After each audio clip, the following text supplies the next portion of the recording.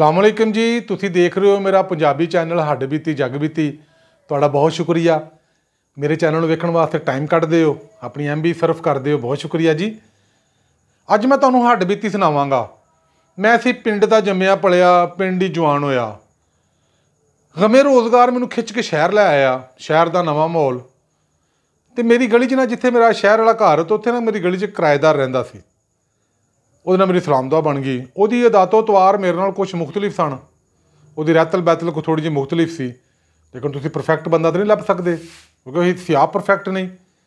ਗੁਜ਼ਾਰਾ ਕਰਨਾ ਪੈਂਦਾ ਹੈ। ਅੱਛਾ, ਮੇਰਾ ਦੋਸਤ ਬਣ ਗਿਆ ਅਤੇ ਮੈਂ ਨਾ ਮਿਲਣਾ ਜੁਲਣਾ ਸਰਦੀਆਂ ਦੇ ਦਿਨ, ਰਾਤ 9-10 ਦਾ ਟਾਈਮ, ਤੁਹਾਨੂੰ ਪਤਾ 9-10 ਵਜੇ ਬੜੀ ਰਾਤ ਹੋ ਜਾਂਦੀ ਸਰਦੀਆਂ 'ਚ। ਫੋਨ ਆਇਆ ਜੀ ਮੇਰੇ ਘਰ ਆਓ, ਕੋਈ ਮਸਲਾ ਪ੍ਰੋਬਲਮ ਹੈ। ਮੈਂ ਫੌਰੀ ਗਿਆ, ਉਸੇ ਵੇਲੇ ਉੱਠ ਕੇ ਦੇਖਿਆ ਕੁਛ ਲੋਕ ਬੈਠੇ ਨੇ। ਕੀ ਪ੍ਰੋਬਲਮ ਹੈ? ਇਹ ਮਸਲਾ ਹੈ। मैं उन्होंने लोगों ने रिक्वेस्ट की कि यार तुसीं सुबह दिन चढ़ लैन दिओ। उन्हें कहा नहीं जी, असीं दिन नहीं चढ़न देना, सानूं जरूरत है, साडे ये मामले जे वो प्रामिस जो भी है। मैं कुछ अपने दोस्तां नूं फोन किया, कुछ होर मामला, किस्सा मुक्तसर जी कि उहदा काम मैं औखे कराता। वो मेरा दोस्त भी नाल गया, वो मेरे दोस्तां नूं मिलिया भी, वो बड़ा खुश होया। एक दिन बैठे असीं, मैनूं कहंदा अब्बास भाई जिवें दे तेरे यार ने, तेरे सज्जण मित्र ने, इंज दे मेरे नहीं बन सकदे। मैं क्या सरकार बन सकते नहीं? क्यों नहीं बन सकते? हर बंदा अपनी माई का दुध पींदा। कहता किवें? मैं क्या मेरी गल सुनो, जो तुहानूं कोई तुहाडा यार दोस्त फोन करदा है ना, तुसीं साडे सामने इस चीज़ का इजहार करदे हो, यार फलाणे ने मैनूं टैलीफोन किया है, अगर मैं उत्थे गया मेरी दिहाड़ी टुट जाएगी, इन्ना पेट्रोल लग जाएगा, यह खर्चा हो जाएगा, ये हो जाएगा, वो हो जाएगा।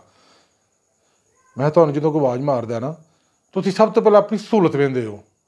सहूलत होवे तो अगले दे काम आंदे हो, ना होवे जवाब दे छड्डदे हो। मैं क्या असीं तो पहली गल तो नौबत ही नहीं आण देंदे। असीं दोस्तां नाल वैसे ही राबते च। अल्लाह ना करे कोई राबता टुट जाए, कोई मसला हो जाए, अगर सानूं आवाज़ मार लवे, असीं सारे काम छड्ड दिंदे आ, पहले अपने दोस्त की आवाज़ सुनने आ, उहदे काम आउण दी कोशिश करने आ। ठीक है, वो जिहड़ा मसला साडे जुम्मे लावे, उस मसले नूं क्लीयर करन दी कोशिश करने आ।